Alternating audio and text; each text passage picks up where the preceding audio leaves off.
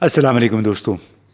आज 23 अप्रैल है, बुध का दिन है और दुनिया भर में भारतीय कश्मीर के इलाके पहलगाम में होने वाले दहशत गर्दी के वाक़े की गूंज सुनाई दे रही है। दुनिया भर में ज़राए इब्लाग में उसका ज़िक्र हो रहा है। इस अफसोसनाक वाक़े में कम से कम 26 अफराद जाँ बहक हुए और कोई 10 के करीब ज़ख्मी हुए हैं। ये भारतीय सयाह थे जो बायसरन के इलाके की सैर के लिए गए हुए थे, भारत के मुख्तलिफ़ हिस्सों से आए हुए थे।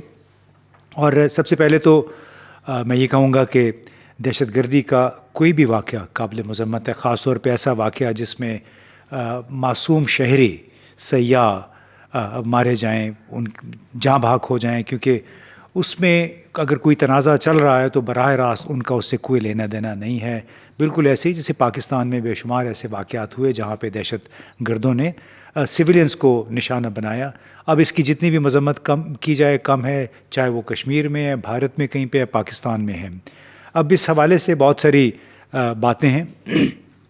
पहले तो ये कि बायसरन के इलाके में पहलगाम के करीब ये एक मकाम है, काफ़ी बुलंदी पे है और बड़ा ख़ूबसूरत पहाड़ी, इसको रिज़ॉर्ट भी कहते हैं। और यहाँ पे लोग पहुँचते हैं ट्रैकिंग करके, सिर्फ मतलब यहाँ तक पैदल रसाई मुमकिन है और कुदरती हुस्न और कुदरती रानाइयों से फ़ायदा उठाने के लिए लोगों यहाँ पे कुछ सड़क फिर नहीं बनाएगी कि लोग जो भी एडवेंचर करना चाहते हैं वहाँ पे जाएं। अब यहाँ पे बताया जाता है कि 3 या 4 हमलावर थे जिन्होंने फ़ौज की वर्दी पहनी हुई थी और भारतीय ज़राए इब्लाग ये कह रहे हैं कि उन्होंने गैर मुल्की थे और बाकायदा पूछ के उन्होंने लोगों को कत्ल किया कि कौन हिंदू है कौन हिंदू नहीं है, तो गैर हिंदू को छोड़ के उन्होंने हिंदुओं को टारगेट किया। अब इसके बारे में 100% यकीन के साथ कुछ नहीं कहा जा सकता कि एग्जैक्टली ये वाक़या किस तरह से हुआ, लेकिन अफसोसनाक और दिल हिला देने वाला है जिस तरह बेगुनाह लोगों को उसमें मारा गया है। इस हवाले से अब बहुत सारे नुकात हैं जिस पे हम इस वक्त तजिया करना चाहते हैं कि इसका भारतीय रद्द-ए-अमल क्या होगा। भारतीय सिफारतकारी एक बार फिर क्या रंग दिखाएगी, पाकिस्तान पे इसके असरात क्या होंगे। अमरीकी हुकूमत का रद्द-ए-अमल इस हवाले से अभी तक बाकायदा तौर पे देखने में नहीं आया, लेकिन हम ये फ़र्ज़ कर सकते हैं कि जो भी रद्द-ए-अमल आएगा वो ज़ाहिर दहशत गर्दी के वाक़े के ख़िलाफ़ होगा, भारत के साथ हमदर्दी का और यकजहती का होगा। और ये कि अगर अमरीकी रद्द-ए-अमल आता है तो IMF और पाकिस्तान के जो मामलात हैं उस पर क्या असर पड़ सकता है, पाकिस्तान की जो अंदरूनी सियासी सूरत हाल है उस पे किस अंदाज़ में असरअंदाज होगी भारतीय हुकूमत के फ़ैसलों पे। तो सबसे पहले तो ये कहें कि भारतीय हुकाम और तजियाकार पहलगाम के ताज़ा तरीन वाक़े को नवंबर 2009 के मुंबई हमलों के बाद सबसे बड़ा वाक़या करार दे रहे हैं। उस वाक़े में कोई 175 के करीब अफराद मारे गए थे, जो बाद में अजमल कसाब जो कि वहाँ से गिरफ़्तार हुआ था उसको भी फांसी हुई इस केस में। लेकिन अब भारत में कम से कम इसको मुंबई के हमलों के बाद सबसे बड़ा वाक़या करार दिया जा रहा है। उस वाक़े में भी पाकिस्तान का नाम लिया गया, इस वाक़े में भी बराह रास्त या बिलवास्ता तौर पे इसको पाकिस्तान के साथ जोड़ा जा रहा है। इसमें पहले तो ये कि ख़ुद भारत के अंदर तमाम सियासी रहनुमाओं ने इसकी बड़ी शदीद मज़म्मत की है और इसमें राहुल गांधी यानी जो कि लोकसभा में यानी उनकी नेशनल असम्बली में कांग्रेस के रहनुमा हैं, उन्होंने इंतहाई काबिल मज़म्मत और दिल दहला देने वाला वाक़या करार दिया। हुकूमत से ख़ुद एहतसाबी का मुतालबा भी किया है ताकि इन इलाक़ों में जहाँ पे लोग सयाह जाते हैं, ये सयाहती सीज़न का तकरीबन आगाज़ है कश्मीर में, कि वहाँ पे मज़ीद दहशत गर्दी के इस तरह के वाक़यात ना हो सकें। भारत के अंदर ख़ुद इंटेलिजेंस एजेंसीज़ के किरदार पे भी सवाल उठ रहे हैं कि क्या वो सोए हुए थे, उनको आइडिया नहीं था कि दहशत गर्द इस नौइयत के इज्तिमात को भी निशाना बना सकते हैं। इस हवाले से एक बड़ा सवाल ये है कि क्या ये एक फॉल्स फ्लैग ऑपरेशन था, यानी कश्मीरी या किसी भी نوعیت کے دہشت گردوں کے کور میں کوئی ایسی کارروائی ہے جس کا مقصد اس سے سیاسی فائدہ اٹھانا ہے، پاکستان کو بدنام کرنا ہے، یا پھر یہ واقعتاً کسی کشمیری گروہ نے، کشمیری عسکریت پسندوں نے اپنے تئیں یہ واقعہ سر انجام دیا. میں تو اب سر انجام ہی کہوں گا، جتنے دن دہاڑے جو انہوں نے یہ کام کیا.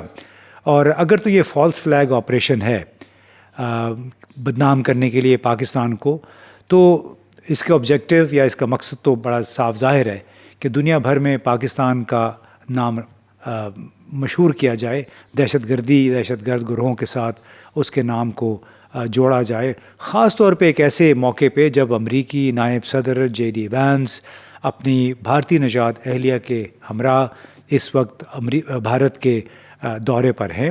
اور آپ کو یاد دلا دیں کہ سابق امریکی صدر بل کلنٹن نے مارچ 2000 میں بھارت کا جب دورہ کیا تو اس سے 1 یا 2 دن پہلے ہی ضلع اننت ناگ کے گاؤں چٹیش سنگھ پورہ میں 35 سکھوں کا قتل عام کیا گیا تھا.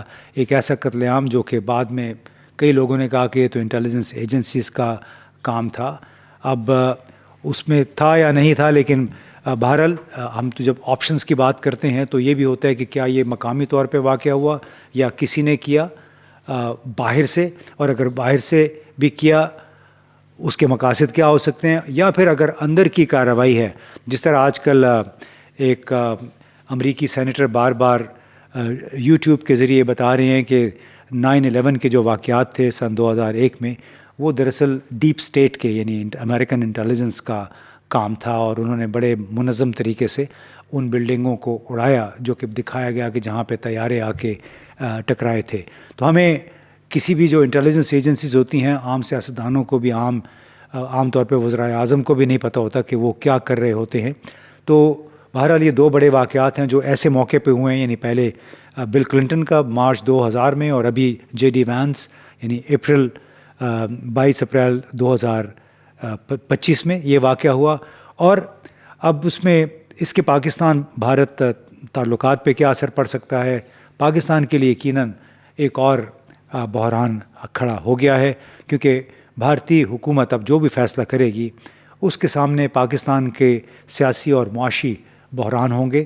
داخلی سیاسی عدم استحکام، معاشی صورتحال، اور خاص طور پہ اس وقت پاکستان کی مسلح افواج کا امیج ہے. تاثر یہی ایک بنا ہوا ہے کہ پورے میڈیا، غیر ملکی میڈیا میں بھی یہ باتیں سامنے آتی ہیں کہ اس وقت پی ٹی آئی اور پاکستان کی افواج کے درمیان ایک سٹینڈ آف ہے، ایک قسم کا تنازع چل رہا ہے. اور اس کے ساتھ ساتھ حکومت کی جو فارم 47 جس کو کہتے ہیں، فارم 47 کی حکومت، اس کے جائز ہونے پہ بھی بڑے سوالات اٹھ رہے ہیں، اور اسی وجہ سے اس کریڈیبلٹی کے بحران نے جنم لیا ہے. یعنی حکومت کی ساکھ اس وجہ سے نہیں ہے، لوگ اس کو سیریسلی نہیں لیتے کہ ان کا یہ خیال ہے، خاص طور پہ جن کا تعلق پی ٹی آئی سے ہے، کہ یہ فارم 45 کی بجائے فارم 47 کی حکومت ہے، اس کا حکومت کرنے کا اختیار نہیں ہے. اور یہ وہی حکومت ہے جو ویسے تو جمہوریت کی باتیں کرتی ہے، لیکن سینٹ میں 22 اپریل کو جو کچھ ہوا، جب یہ کہا گیا کہ سینٹ نامکمل ہے اور خیبر پختونخوا صوبے کی 13 نشستیں ابھی وہاں سے بھری جانی ہیں، اس پہ انتخاب ہونا ہے، وہ نہیں ہوا.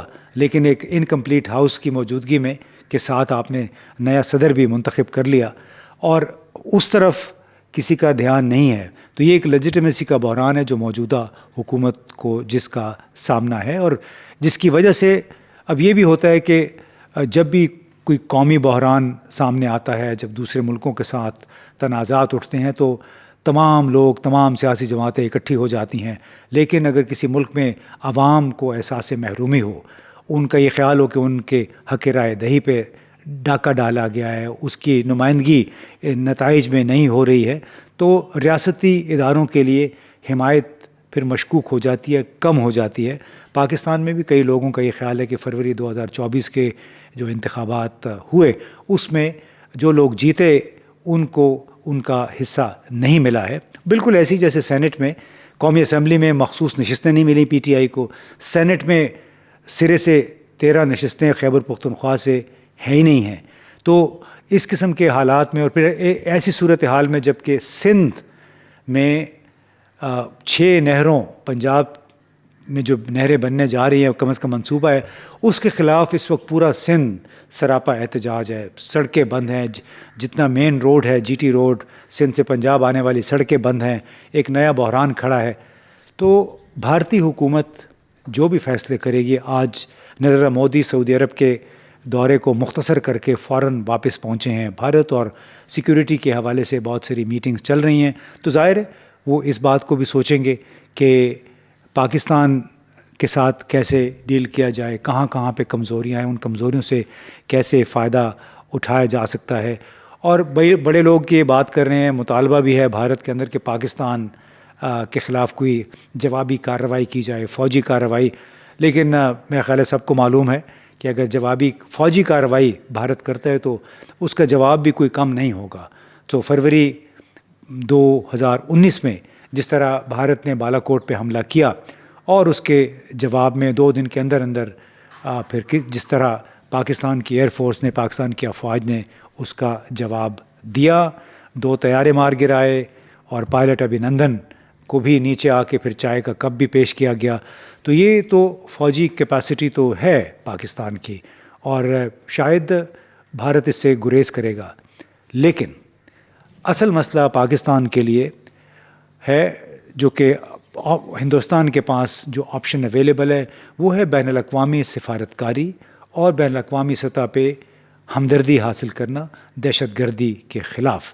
اور اب تک بڑی کامیابی کے ساتھ بھارت نے اپنی سفارتکاری کی ہے. پاکستان اور دہشت گرد گروہوں کا تعلق جگہ جگہ ثابت کرنے کی کوشش کی ہے. حالانکہ فائنینشیل ایکشن ٹاسک فورس نے جو پاکستان کو جو سرٹیفکیٹ دیا ہے اس کے مطابق اب پاکستان تقریباً کلین ہو چکا ہے، اور اس میں باقاعدہ اسی لیے گرے لسٹ سے بھی پاکستان کو نکالا گیا تھا. لیکن بہرحال آپ نے دیکھا ہوگا کہ سعودی عرب میں جس طرح انتہائی شاندار استقبال ہوا نریندر مودی کا. متحدہ عرب امارات بھی اسی طرح اسٹریٹجک پارٹنر سمجھتا ہے بھارت کو. پھر واشنگٹن سے بھی جو اشارے ملے ہیں وہ یہ کہ دہشت گردی کے مسئلے پہ امریکہ بھارت کے ساتھ کھڑا ہے. اب یہ تمام ایشوز جب ان کو اگر اکٹھا کر کے دیکھیں تو اس وقت IMF پاکستان کو جو قرضے دے رہا ہے اس کی ضمانت چین، سعودی عرب اور متحدہ عرب امارات نے دے رکھی ہے. انہوں نے کچھ قرضہ بھی ہمیں دے رکھا ہے، جبکہ بالواسطہ طور پہ اب تک IMF میں امریکہ کی پذیرائی، امریکہ کے آشیرواد پاکستان کو حاصل رہی ہے. لیکن تازہ ترین صورتحال ایک تو یہ ہے کہ اس مہینے کے شروع میں IMF کا یہاں پہ وفد آیا تھا. انہوں نے پاکستان کا جائزہ لیا اور یہ کہا کہ ہمارا سٹاف لیول ایگریمنٹ ہو گیا ہے. $1 ارب کی تازہ قسط انہوں نے جاری کرنی ہے. اس کے علاوہ ماحولیاتی تبدیلیوں سے مقابلے کے لیے $1 ارب کلائمیٹ ریزیلینس فنڈ میں انہوں نے دینے ہیں. لیکن ایسا لگتا ہے کہ اب تک یہ تمام معاملہ IMF کے بورڈ تک نہیں پہنچا ہے. اب بورڈ تک کیوں نہیں پہنچا، اس کی وجہ کیا ہے؟ کیا یہ سیاسی وجوہات ہیں؟ کیونکہ عام طور پہ اتنا وقت نہیں لگتا ہے. تو کیا یہ معاملہ وہاں جا کے رک جائے گا، یا پھر پاکستان کو جلد ہی یہ $2 ارب مل جائیں گے؟ ایک قرضہ ہے کلائمیٹ کا، دوسرا ہے ہماری جو باقاعدہ ایک قرضے کا پروگرام چل رہا ہے اس کے تحت. اور مشکل یہ ہو سکتی ہے کہ اگر تو امریکہ نے کھلم کھلا پاکستان کے خلاف امریکہ کا ساتھ دے دیا کسی بھی صورت میں، تو اس کا براہ راست پھر اثر IMF میں پاکستان کے حوالے سے جو پینڈنگ مسائل ہیں اس پہ بھی پڑ سکتا ہے. جو قرضے ملنے ہیں وہ بھی متاثر ہو سکتے ہیں.